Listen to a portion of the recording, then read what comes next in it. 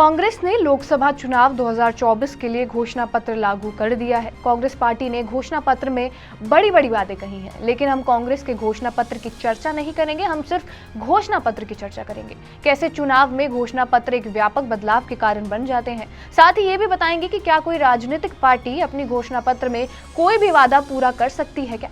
लोकसभा चुनाव की तारीख जारी होते ही पार्टियां घोषणा पत्र यानी मैनिफेस्टो को तैयार करने में जुट जाती हैं, लेकिन घोषणा पत्र को महज एक डॉक्यूमेंट नहीं माना जाता है। ये चुनावी रण को जीतने में अहम रोल निभाता है। घोषणाएं मतदाताओं को प्रभावित करती हैं और अक्सर चुनावों में ये टर्निंग पॉइंट साबित होती हैं। इसलिए किसी भी राजनीतिक पार्टी के घोषणा पत्र यानी कि मैनिफेस्टो खास होता है, कभी कभी चुनाव जिताने वाला भी। आसान भाषा में इसे समझे तो घोषणा पत्र ऐसा दस्तावेज होता है जो चुनाव लड़ने वाली पार्टियां जारी करती हैं। इसके जरिए राजनीतिक दल बताते हैं कि सत्ता में आने पर वो क्या क्या करेंगे, कैसे सरकार चलाएंगे और जनता को कितना फायदा होगा। इस तरह घोषणा पत्र वादों के पिटारों से कम नहीं होता, जिसे बताकर पार्टियां वोट मांगती हैं। कुछ वादे पूरे होते हैं तो कुछ नहीं। ये एक बहस का मुद्दा है और इस पर सुप्रीम कोर्ट से लेकर चुनाव आयोग ने भी बात की है। सुप्रीम कोर्ट ने जुलाई 2013 में एस सुब्रमण्यम बालाजी वर्सेस तमिलनाडु सरकार और अन्य मामले की सुनवाई की थी। जस्टिस रंजन गोगोई और जस्टिस पी सतशिवम की खंडपीठ ने सुनवाई में ये कहा था कि पार्टियों के मुफ्त विवरण यानी फ्रीबीज लोगों पर असर छोड़ते हैं। देश में अब तक कोई ऐसा प्रावधान नहीं बना जो पार्टियों को ऐसा लालच देने से रोके या ऐसी घोषणाओं को नियंत्रित कर सके। कोर्ट ने कहा था कि राजनीतिक दलों से बात करके चुनाव आयोग इस पर गाइडलाइंस तैयार करें। 2013 में आयोग ने इस पर गाइडलाइंस भी जारी की थी।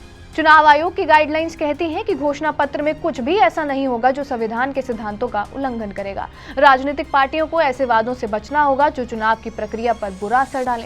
राजनीतिक दल अपने घोषणा पत्र में जो भी वादे बताएंगे वो कैसे पूरे होंगे, इसे भी बताना पड़ेगा। साथ ही वादों को पूरा करने के लिए फंड कहां से लाएंगे, ये भी बताना होगा। दुनिया के ज्यादातर लोकतांत्रिक देशों में मैनिफेस्टो को लेकर कोई सख्त कानून नहीं है, लेकिन इलेक्टोरल अथॉरिटी के पास ये पावर होती है कि वो पार्टी के मैनिफेस्टो में घोषणाओं को हटा दे।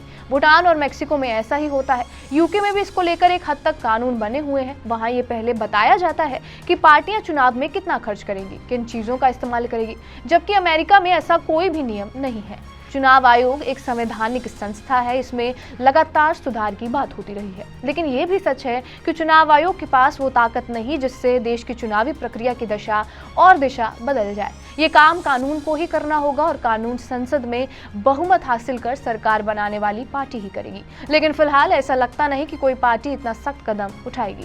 चुनाव आयोग को इतनी ताकत देगी कि वो तय कर सके कि घोषणा पत्र में किए उस वादे को हटाया जा सकता है जिसे पूरा करना कभी संभव ही नहीं है। और राजनीतिक दल ये वादा ऐसे कर जाते हैं जैसे किसी नदी के ऊपर बन रही पुलिया का शिलान्यास कर रहे हों। बहरहाल आपका इस वीडियो पर क्या कुछ कहना है हमें कमेंट बॉक्स में जरूर बताएं। बाकी देश और दुनिया की तमाम बड़ी खबरों के लिए बने रहे हमारे साथ TV9 डिजिटल पर।